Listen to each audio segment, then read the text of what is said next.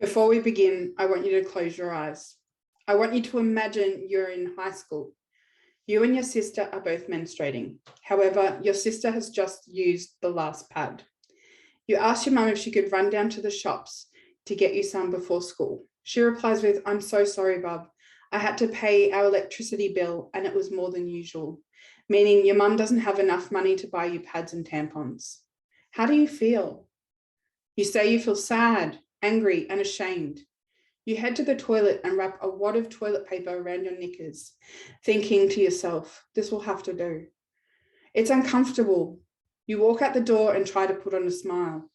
The bus arrives and you jump on. Just a short ride to school and you arrive.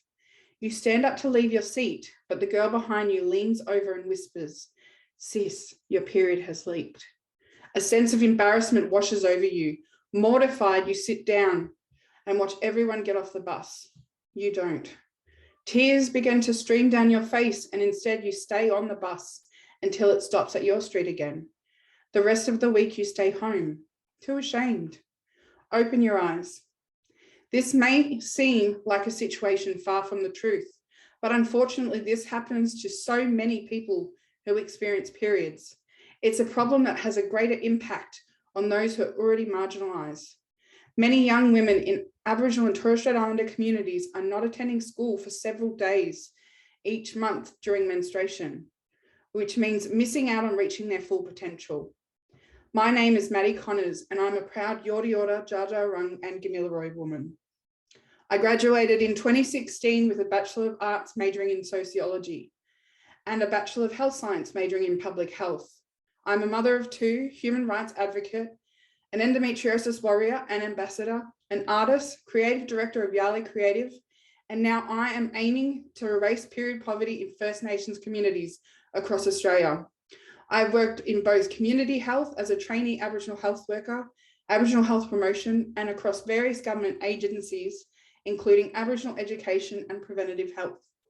By empowerment through menstrual health support for Aboriginal and Torres Strait Islander people, I aim to erase period poverty amongst my communities across Australia. You ask how? I've launched a Yali subsidiary called Fierce Tidda Club. Tidda, meaning sister, is a well-known word across First Nation communities. Fierce Tidda Club is a social enterprise and period movement born out of the aspiration that through education programs, donations, partnerships, and sales from our products, we can provide access to Aboriginal and Torres Strait Islander communities across Australia. Fierce Tidda will sell the very first Aboriginal owned and designed period products, including reusable period underwear, reusable pads, menstrual cups, and other products to make a person with a period comfortable, all including Aboriginal artwork. Modelled as a social enterprise, we will donate products to First Nation communities each month. Our aim is to partner with Aboriginal medical services, Aboriginal and Torres Strait Islander peak bodies, Share the Dignity, government and local councils to help disseminate our products to those in their community who need, those which I have started to build a relationship with. We have been working with renowned industry designers to create our first hero product to meet the needs of people with periods. This product is a menstrual cup. Menstrual cups are revolutionary and provide a sustainable approach to period management. Our cup comes equipped for those who do not have the right sanitation. A cup that can be carried around discreetly and stored in its own safe, dry container wrapped in Aboriginal artwork. My artwork. Each element has been thought about deeply and has intention. There is still shame attached to periods. I've created a product that will aim to open a conversation. All our products will be ally-friendly and available to purchase online. However, at the core of the design, I wanted to create a culturally appropriate product that would appeal to my community. A percentage of the profits will go back into Fierce Tidda Club to contribute to providing menstrual support and education to communities in need. Period and menstrual health are taboo in First Nation communities. With Fierce Tidda Club, we want to open a safe space for yarning and connecting. This conversation needs to start now. Our brand is about cultural inclusivity, comfortability, and smashing the patriarchy. I do not come from intergenerational wealth, nor do many other First Nation peoples, and I want to lead the way to change that rhetoric for other First Nations. I am seeking financial support of $100,000 in total and connecting with businesses to raise brand awareness.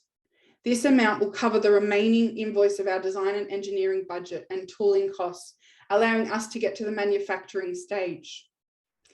These funds include finalising and creating a user-friendly prototype and roll out test trials with roughly 500 community members, development and the review stages.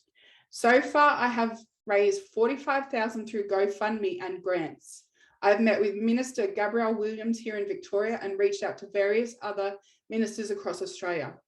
I've been interviewed by Broadsheet and have recently brought on an Aboriginal gynecologist and obstetrician to help with specialties in the trial phase.